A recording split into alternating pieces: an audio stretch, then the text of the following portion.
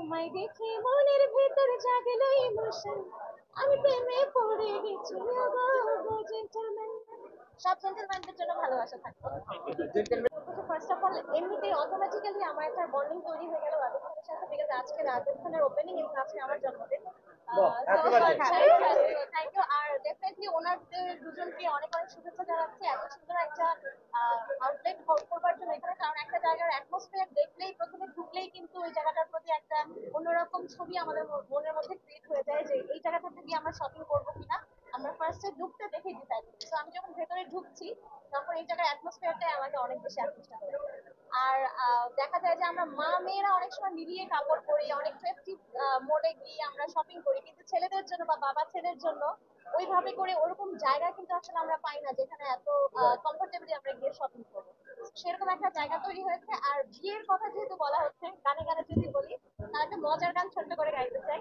সেটা হচ্ছে বাবারে বাবা কই দিন দিয়া, জমিন বেচা সোনা দানা দিয়া, শ্বশুর মারে শাশুড়ি মারে, জামাই ছাড়ে না রে বাবা।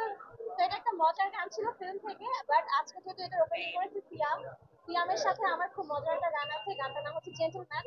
আর আজকে যেহেতু সব জেন্টলম্যানদের জন্য রাজস্থানের এই আউটলেটটা ওপেনিং করা হয়েছে, তো ছোট্ট করে একটু জেন্টলম্যানও গিয়ে শোনাবো। তোমায় দেখে মনের ভেতর জাগলো ইমোশন, আমি প্রেমে পড়ে গেছি গো জেন্টলম্যান। মনেতে প্রেমের বাতি জ্বলছে দিবারাতি, পরাণ জুড়ে উঠেছে তুফান, আমি প্রেমে পড়ে গেছি গো জেন্টলম্যান। সব জেন্টলম্যানদের জন্য ভালোবাসা থাকবে।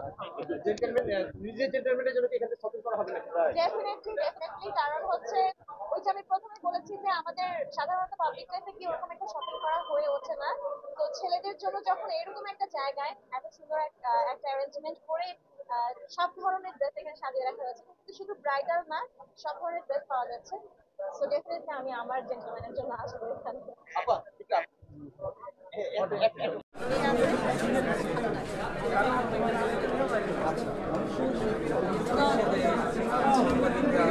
ওভাবে নিও না, রিলস তো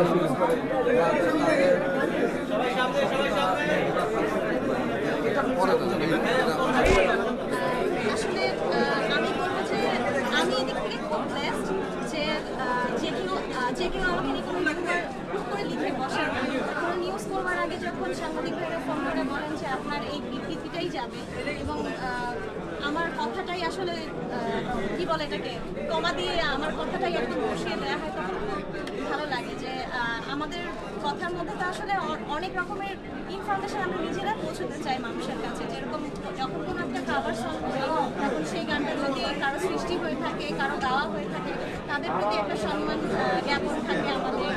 একই সাথে মানুষের কাছে যে গানটা পৌঁছায় সবার জন্য একটা মেসেজ থাকে, তো এই মেসেজটা যাতে সবার কাছে প্রপারলি পৌঁছায় আমি আমি খুব ব্লেস। সাংবাদিক ভাইরা আমাকে ভীষণ ভালোবাসে, ভীষণ আদর করে, আমার এটাই ভালো লাগে আসলে।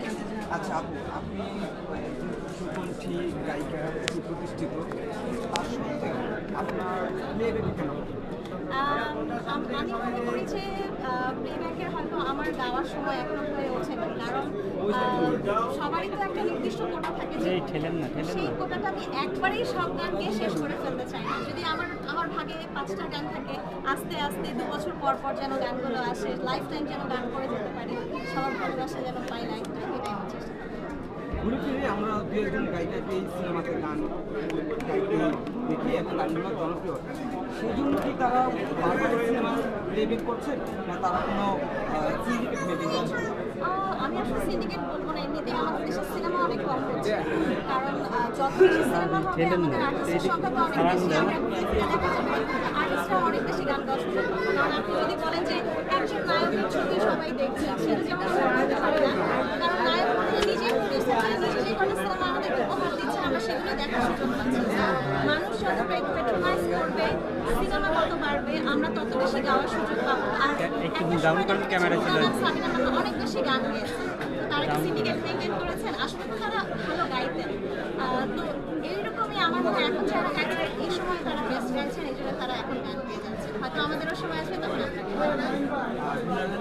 আপনার বেশ ভালো সম্পর্ক, যথেষ্ট দেখি একটু পাউডার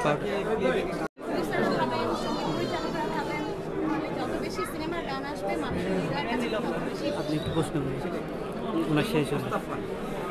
সিনেমার বেশ জনপ্রিয় সঙ্গীত শিল্পী আছে, এর মাঝে দু একটি শিল্পীকে আপনাদের শিল্পীকে ইন্ডিকেট করে কিছু পোস্ট করতে দেখা যায়। এই বিষয়গুলো আসলে আপনি কেমন লাগে? আমার ভালো লাগে না, কারণ হচ্ছে ঘুমাতে যাবো না। আসলে আমি কখনো কোনো কমেন্টও করি না, কখনো কোনো কিছু বলিও না। তার একটা কারণ হচ্ছে আমরা যারা শিল্পীরা আছি, আমরা হচ্ছে পাবলিক ফিগার।